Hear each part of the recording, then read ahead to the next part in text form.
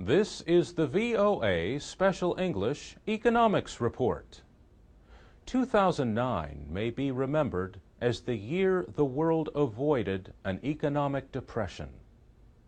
In the United States, stock prices sank to their lowest levels in March. But stocks recovered strongly for the year. The S&P 500 index gained over 20%, its largest increase in 6 years. As 2009 ended, the nation's biggest banks rushed to repay money from the Troubled Asset Relief Program, or TARP. In October of 2008, Congress approved up to $700 billion to rescue the financial industry. In December, the United States Treasury announced that Wells Fargo and Citibank had repaid $45 billion.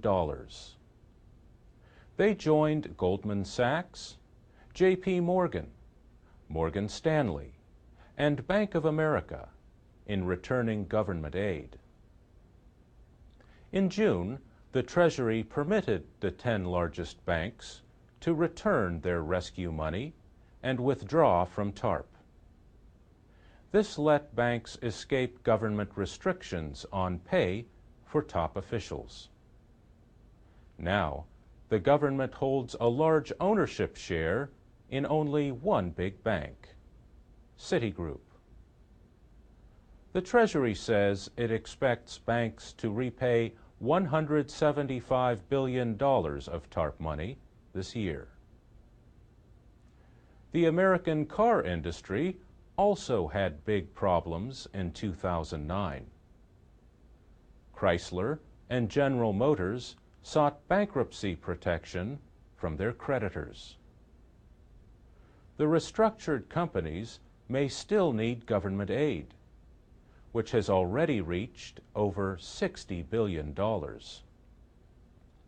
But a government program that paid Americans to trade in old vehicles for new fuel-saving models increased car sales in the summer.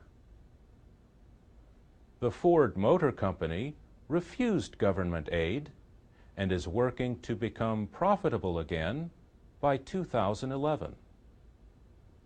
And there are signs that the industry is starting to recover.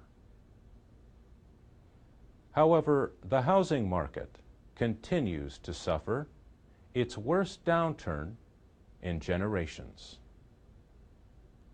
Mortgage financer Fannie Mae reports that payments on 5% of its single-family home loans are late.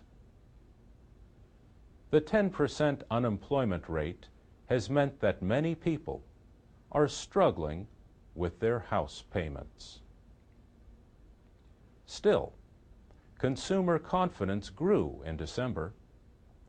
Experts say Americans were feeling better about the job market and the economy. Growth in the United States is expected to reach about 2.5% in 2010. And that's the VOA Special English Economics Report.